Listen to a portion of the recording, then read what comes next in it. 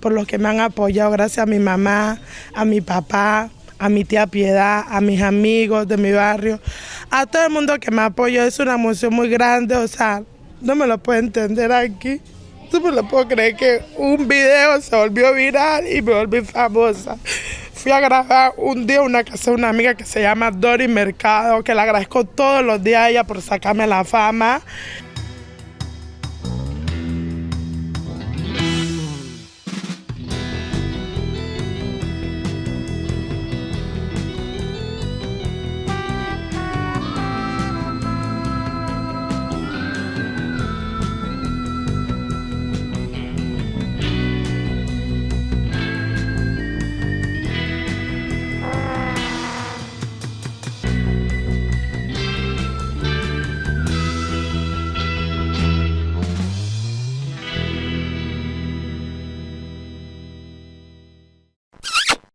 Amigos y amigas que nos aman mucho más de lo que Juan Sebastián Roldán ama quedar en vergüenza. Lo que hizo valientemente el presidente Correa, y es levantar las alfombras, sacar el polvo de abajo de las alfombras, sacudir. Espera, ¿lo dices en serio? Déjame reír más fuerte. Hoy les venimos a hablar de los mañaneros. ¡Ay, qué delicia! Pero ojo, no nos referimos a esa experiencia placentera, deliciosa y más que exquisita que pegarse un buen cafecito en la mañana con pan. Deli. Sino a los anuncios de nuestro para nada querido presidente cuántico. Es que sí, mis panas, del pasado martes 19 de mayo a Lenín Moreno no se le ocurrió una mejor hora que las 7 de la mañana para anunciar las medidas económicas. Uno ni bien se despierta y con malas noticias. El gobierno arruina hasta los refranes. Compatriotas, ¡Vamos a morir todos! ¿Pero qué es lo que dijo el cuántico más nombrado de esta cuarentena y más desaparecido? Pues como si fuese martes loco, Lenín Moreno anunció 5 medidas para recortar el gasto público en alrededor de 4.000 millones de dólares. Despidos de funcionarios por aquí, eliminación de subsidios por acá. No cabe duda que es un estúpido. Y si te perdiste todo lo que dijo Moreno y no entiendes muy bien a qué se debe esta cosa, aquí te lo explicamos. Moreno dijo que ante la brutal caída del precio del petróleo, el gobierno había decidido bajar a $1.75 la gasolina extra y Ecopaís y el diésel a $1. Hasta ahí todo suena súper bien, o sea, una medida re inteligente. ¡Bravo, Lenín Moreno! Pero no es tan así. ¿Qué? ¿Qué? ¿Cómo? Moreno dijo que a pesar de que el precio del petróleo ha bajado, el modelo que nosotros tenemos en el Ecuador no nos ha permitido beneficiarnos de esto. Y por eso decidió cambiar a un nuevo sistema de comercio que esté acorde a los precios del mercado exteriores. Es un bonito eufemismo para decir de que se eliminaron los subsidios a los combustibles, nada más que eso. ¡Fuimos timados! ¡Timados! ¡Embaucados! ¡Fuimos embarajiñados! Esto ni siquiera existe, pero concuerdo contigo. Así lo confirmó el ministro de Energía René Ortiz en una rueda de prensa virtual, quien además dijo que se liberaron las importaciones del combustible, lo que nos deja ante la mano invisible del mercado. Así que si tu feeling es de emprender, una gasolinera debes tener. ¿Se imaginan? Gasolineras BN. Puta, qué buen nombre, weón. La segunda medida que anunció Lenín Moreno fue la reducción de la jornada laboral para los servidores públicos. Y obviamente, como era de esperarse, con esta reducción también se reducen sus ingresos. Los empleados estatales pasarán de trabajar 8 horas y a veces un montón más a solamente 6 horas y su sueldo se verá afectado en un 16,6%. Vaya dato perturbador. Pero la cosa no quedó tan suelta porque Moreno tiene medidas para todo el mundo. ¡Ya basta, Freezer!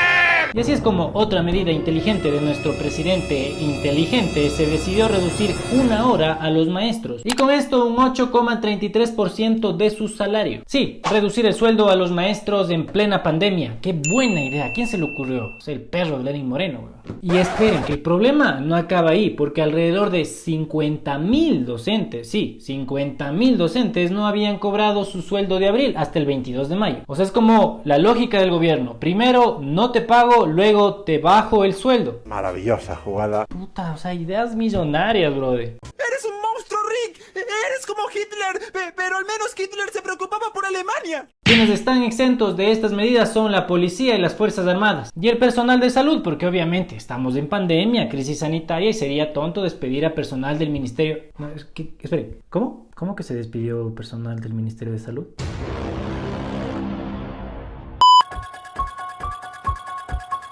La tercera medida anunciada por Lenín Moreno fue el cierre y fusión de 10 empresas estatales. Estatalmente. Entre esas está TAME, Inmobiliar, Ferrocarriles del Ecuador, Siembra, Medios Públicos, Correos del Ecuador y otritas más, porque según el Moreno ya no se pueden sostener pérdidas. Yo me pregunto, pérdidas como las que tuvo TAME en los últimos 4 años de alrededor de 400 millones. Pero la pregunta es, ¿quién estaba gobernando esos últimos 4 años del país?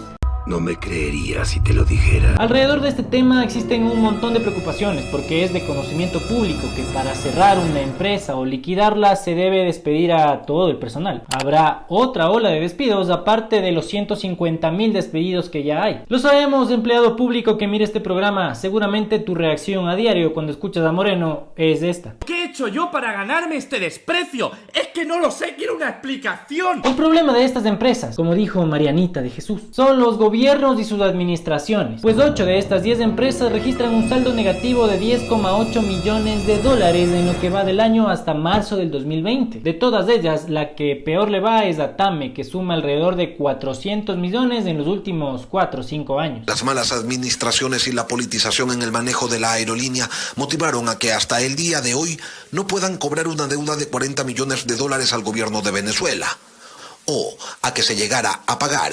$536.000 mensuales por el arriendo de 3 aviones Airbus que por falta de mantenimiento permanecían en tierra. Estoy rodeado de tontos. La cuarta medida anunciada por el gobierno implica cambios en las embajadas y consulados del Ecuador en todo el mundo. Moreno dijo que se cerrarán 5 embajadas y oficinas diplomáticas en Malasia, Irán, Nicaragua y otros lugares donde no sabía qué pintaba Ecuador. Yo la verdad, Tapachula por ejemplo. Según Moreno, 10 embajadores regresarán al Ecuador y esos puestos serán utilizados por funcionarios de menor rango. Además regresarán 70 funcionarios y 75 contratos en el exterior se darán por finalizados. Todo hasta ahí suena lindazo, pues dices, estos manes que ganan harta plata se regresan por fin, pero no todos. Porque por ejemplo, la hija del Moreno no se regresa. Mis hijos, no te metas. El hermano del Serrano tampoco. Por ahí esos familiares del Roldán que están en el exterior, nada que ver. Es una funcionaria que cumple adecuadamente sus funciones. Tengo los mejores reportes de sus superiores y por tanto, desde ese punto de vista, no vemos en este momento una necesidad de que ella retorne al país. ¿Qué idiota se va a ir, banda? Y para rematar, lo que dijo Moreno es que se van a renegociar alrededor de 1.300 millones de dólares en deuda pública. Esperemos, en serio, de corazón, esperemos que el Richard Martínez no se avispe y coge este dinero para pagar a sus panas del exterior. Sí, porque hasta ahora creo que no ha llegado lo que dijo que iba a llegar por pagar a los acreedores, que bla bla bla, ¿no? Desde bien el periodismo nos resta decir que, desde lo que yo me acuerdo, ya van como 8 cadenas nacionales donde anuncian medidas, donde anuncian que se va a poner impuesto a los carros, que te van a quitar tal cosa, que te van a dar contribución. ¿Y ustedes creen que alguna de estas se ha aplicado? Pues no. Al principio decían que era poner el impuesto a los empresarios. Luego que se va a sacar plata a la clase media. Pero las medidas ya están tomando la verdadera cara que querían tomar desde un principio. Joder a la clase baja y a la clase más pobre. Lo único que te pregunto, Moreno, es ¿hasta cuándo vamos a pagar los platos rotos nosotros, los que tenemos menos dinero y los que no tenemos trabajo? Solo digo que si no encuentras una solución rápido, capaz algo pasa en las casas, brother. Solo digo. Nada de gente de otro lado, aquí siempre la gente presente. Permiso, señor Gabo, me la saco. Capítulo 2. Reacciones de todos los colores. Y como todo pavo le llega su Nochebuena, las reacciones a todas las medidas económicas que lanzó el gobierno no se hicieron esperar. La ley de finanzas, la ley humanitaria y los nuevos decretos presidenciales vinieron en paquete, con un olor medio raro, un olor que nos transportó en el tiempo, un olor a octubre.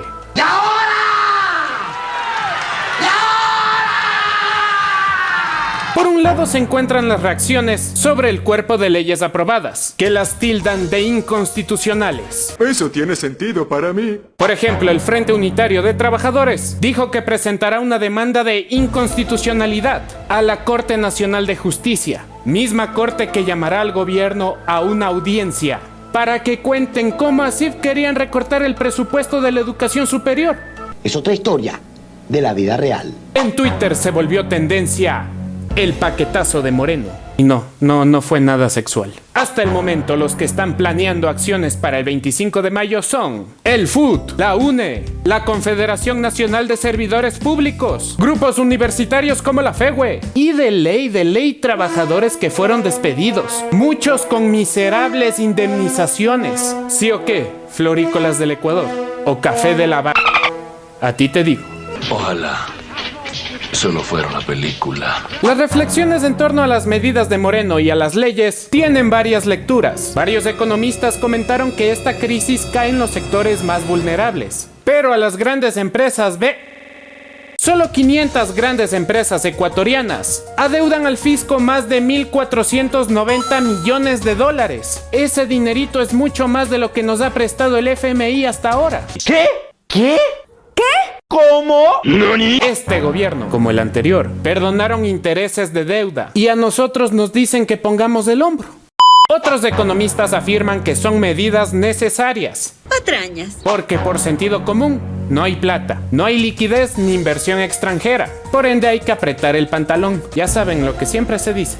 Esto es oscuro, ¿eh? Esa es la postura del mismo gobierno y de la Cámara de Comercio. Del fruta, weón. Y como hay varias lecturas de este tema, conversamos con dos jóvenes economistas, universitarios con dos visiones interesantes de la realidad. No es lo mismo bajarle el salario a una persona que gana $500, $800, a una persona, a un gerente, a un jefe que gana $2,000, $4,000, y sin mencionar el sector informal, sin mencionar el hecho de que se va a reducir el presupuesto para el pago de salarios en el sector público. Esto es una clara evidencia de que van a haber despidos masivos. Y si la pobreza aumentó en estos 4 años en 4%, en 4 puntos porcentuales, quiere decir que se nos vienen tiempos aún más difíciles, y no solo en condiciones que el que trabaja le va bien, sino ahora incluso en condiciones de precarización laboral, en la que el empresario va a seguir ganando lo que gana a costa del trabajador. Mi nombre es Joy Wilson, soy egresado de la carrera de Economía de la Universidad Central del Ecuador. Por más que se diga entre acuerdo del trabajador y el empleador, el poder de negociación siempre va a estar sobre el empleador. Es decir, tú no aceptas las condiciones, tú no quieres trabajar 2 horas más y yo te voy a pagar las 6 horas. Pero tú tienes que trabajarme 2 horitas más porque tenemos que ponernos la camiseta. ¿Qué pasa actualmente en una economía que está en recesión, que está en crisis? No tiene producción como tal, la producción no se incrementa, la producción disminuye. ¿Qué significa que la producción disminuya? Significa menos ingresos para el empresario. Y menos ingresos para el empresario también significa que tiene que recortar gastos. Es lo más lógico. Entonces, si un empresario venía produciendo bastante en crecimiento antes de la crisis, cuando entra en crisis no puede sostener sus gastos debido a que baja su producción. Entonces, la producción determina a fin último el salario de los trabajadores.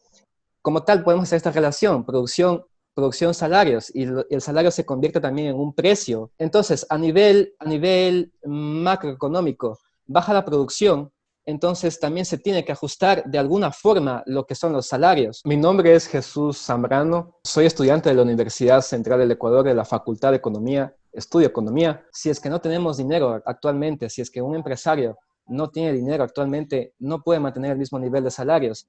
Ahora, siempre es importante que las regulaciones, las legislaciones públicas también controlen a estos poderes de los empresarios. Es decir, no se puede tampoco dar rienda suelta total a los empresarios y darles libertad total para que despidan y no garanticen la seguridad y estabilidad del trabajador.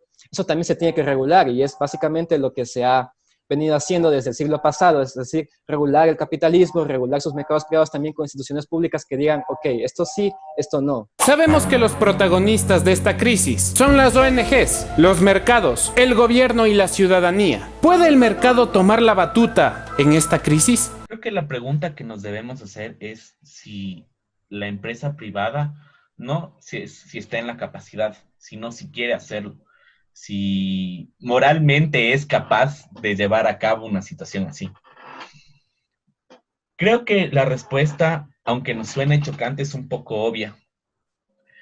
Porque una empresa, al menos en el Ecuador, a sectores tan fuertes que les llegamos a perdonar más de 2.000 millones de dólares en esto de la condonación de los intereses, de las multas, para recuperar un capital que simplemente se perdió.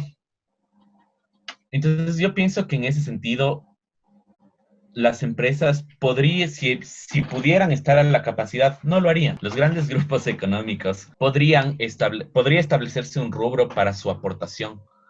Podríamos omitir, obviamente, hay que omitir a las pymes, hay que medir a las medianas empresas bajo condiciones en las que sabemos y comprobamos que estas empresas no tienen la capacidad de aportar al Estado. De esta manera, quisiera que quede claro que los grupos económicos, las empresas, siempre van a ver su bien. Ellos ven al ser humano, al individuo, no como un factor importante para la generación de la riqueza, sino como un número, como una pieza que puede ser sustituida. Existe una idea de esperar mucho del gobierno, la idiosincrasia latinoamericana es así, pero actualmente el gobierno no está legitimado como un ente que puede dar ese estado del bienestar que siempre se espera. Puedo asegurar que muchos no nos sentimos protegidos por el Estado como tal, porque ha demostrado ser fallido, es un Estado fallido actualmente.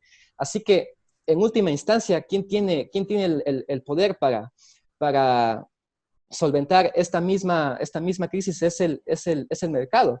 Y la libertad de los mercados privados como tal, lo que hace es, en una situación de crisis, permitir que los empresarios, la gente con capital, los emprendedores, se adapten rápidamente a los cambios que presenta una crisis.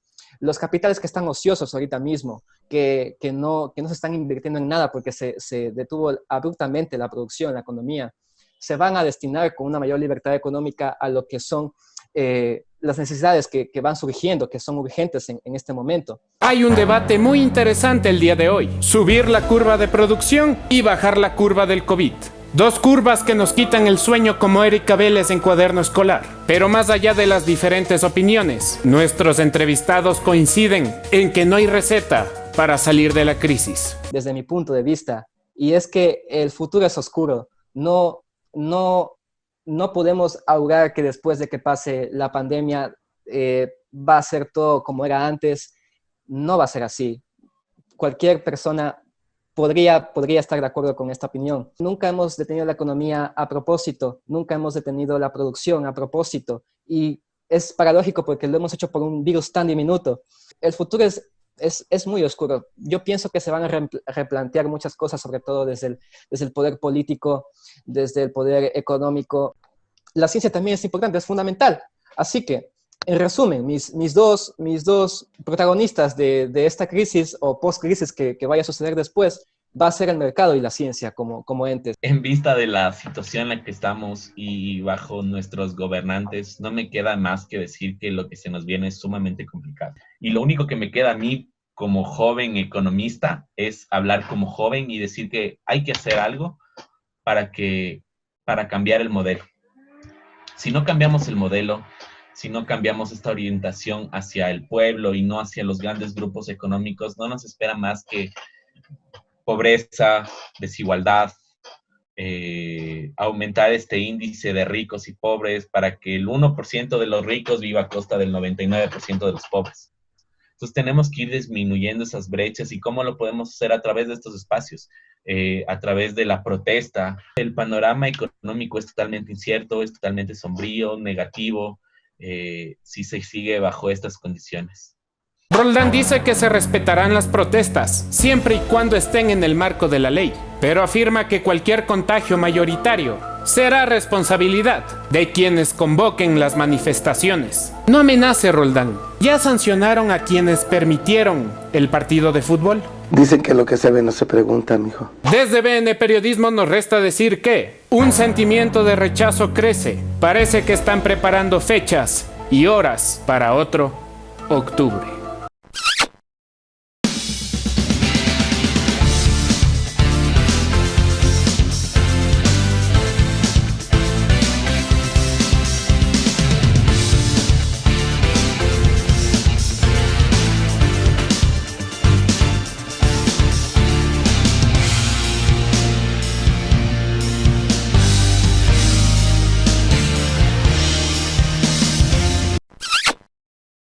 por ver el video de esta semana, esperemos que te haya gustado y que puedas compartir, darle like y suscribirte. No olvides que subimos videos todas las semanas a nuestras plataformas de Facebook como BN Periodismo, en Twitter también como BN Periodismo, en Instagram como BN Periodismo y en YouTube como Beso Negro, aunque próximamente encuéntranos como BN Periodismo. Señoras y señores, muchas gracias.